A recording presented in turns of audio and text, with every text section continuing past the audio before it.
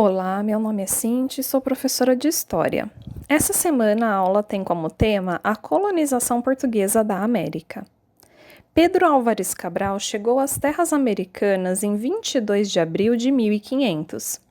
A princípio, Portugal não se interessou em colonizar o território, pois estavam mais interessados nos altos lucros do comércio das especiarias na Europa. Assim, vieram ao Brasil somente algumas expedições de reconhecimento e exploração do litoral. Alguns países europeus se preparavam para iniciar sua exploração ultramarina e reagiram às determinações do Tratado de Tordesilhas. Os franceses, por exemplo, promoveram incursões à costa do Brasil, questionando o domínio português sobre as terras que permaneciam desocupadas. A coroa portuguesa, interessada em garantir a posse do território, eliminar a concorrência francesa, explorar geograficamente a região e pesquisar o litoral em busca de riquezas a serem aproveitadas, decidiu intensificar as expedições de exploração do território e promover a ocupação efetiva do Brasil. Como não encontraram ouro e prata imediatamente, o primeiro empreendimento de exploração econômica foi a extração do pau-brasil, árvore encontrada numa larga faixa litorânea que se estende dos atuais estados do Rio Grande do Norte ao Rio de Janeiro. Essa madeira era um valioso produto comercial, pois da sua casca extrai-se um corante vermelho que servia para tingir tecidos e fabricar tinta de escrever. Além disso, sua grande durabilidade a tornava muito apreciada na construção de móveis e navios. O escambo foi o sistema utilizado pelos portugueses para assegurar o trabalho indígena na extração do pau-brasil. Os indígenas extraíam a madeira e transportavam pela mata até os navios europeus em troca de produtos como enxadas, roupas, espelhos, dentre outros objetos. Mas as expedições enviadas pela coroa portuguesa demonstraram ser incapazes de repelir a constante presença dos franceses na costa brasileira. Diante da ameaça externa, Portugal decidiu iniciar efetivamente a colonização das terras, enviando para a colônia, em 1530, a expedição de Martim Afonso de Souza. Martim Afonso chegou com a tarefa de proteger a costa da colônia, fundar vilas e fortificações no litoral, iniciar o cultivo de cana-de-açúcar, transformando a colônia numa área geradora de lucros para a metrópole. Em 1532, Martim Afonso fundou o primeiro núcleo colonial, a Vila de São Vicente, no litoral do atual estado de São Paulo. Lá também iniciou o cultivo de cana-de-açúcar e mandou construir o primeiro engenho. 2 anos depois, em 1534, a coroa introduziu no Brasil o sistema de capitanias hereditárias, pelo qual as terras que cabiam a Portugal pelo Tratado de Tordesilhas foram divididas em lotes e entregues aos capitães donatários. Os capitães donatários formavam um grupo heterogêneo, composto de membros da pequena nobreza, burocratas e comerciantes ligados à coroa portuguesa. O donatário recebia uma capitania pela carta de doação, um documento que lhe concedia a posse da terra e assim não podiam vender nem doar essa capitania. Os direitos e deveres dos capitães donatários estavam descritos em um documento denominado foral. Os donatários tinham o direito de fundar vilas, exercer a justiça e cobrar impostos. Também assumiram o compromisso de doar sesmarias, que eram lotes de terra, construir engenhos e garantir os impostos reais. De acordo com o foral, os donatários também tinham o direito de capturar e escravizar indígenas. No entanto, a falta de recursos financeiros, a inexperiência de alguns donatários, o precário sistema de transporte e comunicação e o relacionamento hostil entre portugueses e indígenas levaram a maior parte das capitanias ao fracasso. As únicas exceções foram Pernambuco e São Vicente, que prosperaram graças à implantação da agroindústria do açúcar. Ao constatar os problemas do sistema de capitanias hereditárias, a coroa instituiu, em 1548, o governo geral, centralizando a administração na colônia portuguesa. Tomé de Souza foi o primeiro governador geral. Chegou no Brasil em 1549 e foi quem fundou a cidade de Salvador, a primeira capital do Brasil e sede do governo metropolitano. Duarte da Costa foi o segundo governador-geral do Brasil. Veio com a missão de solidificar o domínio português, combater os franceses e catequizar os indígenas ou esmagar a sua resistência.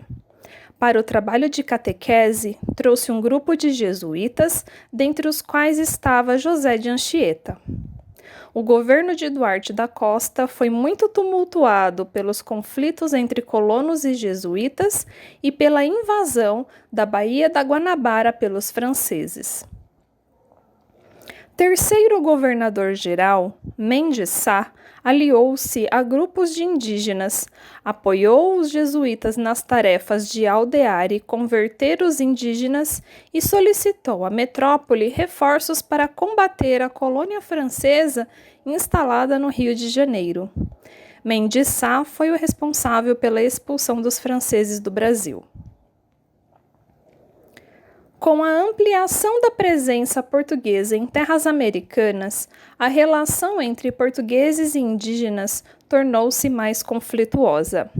O interesse dos portugueses em obter mão de obra para seus empreendimentos os levou a escravizar grande número de nativos e gerou violentos conflitos.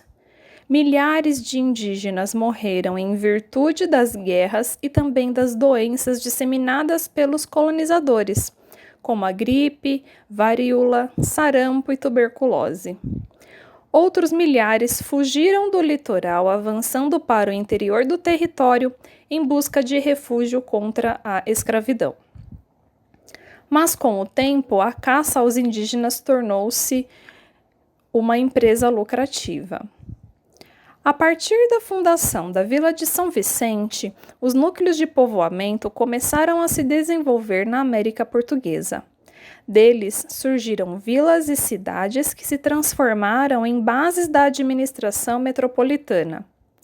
O modelo português de administração resultou na criação de diversos órgãos político-administrativos e destes, o mais importante foi a Câmara Municipal.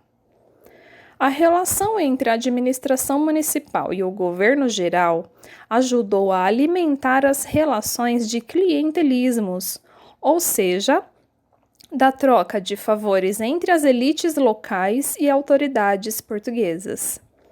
Enquanto, de um lado, a elite colonial obtinha favores do Estado, de outro, vários administradores portugueses usavam seu poder para aumentar suas riquezas particulares. Os cargos das câmaras municipais eram ocupados por homens nascidos na comunidade local, mas para votar e ser votado era necessário ser qualificado, isto é, ser um homem bom, o que significava ser rico e não estar ligado a nenhuma atividade manual.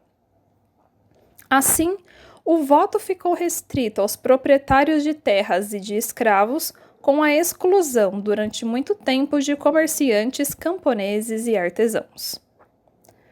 Os jesuítas fundaram igrejas e escolas para o estudo elementar dos colonos e seminários para a formação de sacerdotes. Aprenderam o tupi e elaboraram uma gramática da língua. Utilizaram o canto e o teatro no ensino do português e dos dogmas católicos às crianças indígenas e se aliaram aos nativos na luta contra a escravização pelos colonos. Além disso, fundaram missões ou reduções, que eram aldeamentos que reuniam milhares de indígenas. Nas escolas dos aldeamentos, as crianças aprendiam a ler, a escrever, a tocar instrumentos musicais e tinham aulas de religião. E por meio desses métodos, os jesuítas pretendiam combater os costumes e as crenças indígenas, contribuindo para a desestruturação das sociedades nativas e para a ação colonizadora. Durante a maior parte do século XVI, os engenhos usaram como escravos os indígenas que eram capturados por meio das chamadas guerras justas. As guerras justas eram o nome que os colonos davam às guerras que faziam aos indígenas com o objetivo de escravizá-los. Em fins do século XVI e início do século XVII, os indígenas foram sendo substituídos por escravos africanos. Dentre as principais razões da substituição da mão de obra indígena pela africana estão a escassez de mão de obra devido à alta mortalidade da população indígena, a dificuldade crescente em obter novos cativos e a habilidade dos africanos em funções como mestre de açúcar, purgador, ferreiro, caldeireiro, pois os portugueses já tinham utilizado dos seus serviços nos engenhos da Ilha da Madeira e de Cabo Verde. Alguns historiadores apontam também a alta lucratividade do tráfico de africanos. Durante muito tempo, a economia colonial baseava-se exclusivamente na plantation, isto é, na grande propriedade, com o uso de mão de obra escrava e monocultura, cuja produção se destinava ao mercado externo. A sociedade colonial era composta basicamente pelos grupos dos senhores de engenhos, comerciantes e dos escravos. Havia também os homens livres pobres, cuja condição não se encaixava em nenhum dos grupos sociais existentes, pois não eram escravos nem proprietários de engenhos. Os senhores de engenho eram os donos dos engenhos e faziam parte do grupo dominante da sociedade açucareira. Exerciam o poder localmente, tanto na esfera pública, ocupando cargos nas câmaras municipais, quanto na esfera privada, na qual buscavam impor sua autoridade a todos os habitantes do engenho. Também havia os grandes comerciantes, que enriqueciam ao vender produtos locais como açúcar, tabaco e algodão para a Europa e revender produtos chegados de Portugal, como vinho, queijos e doces.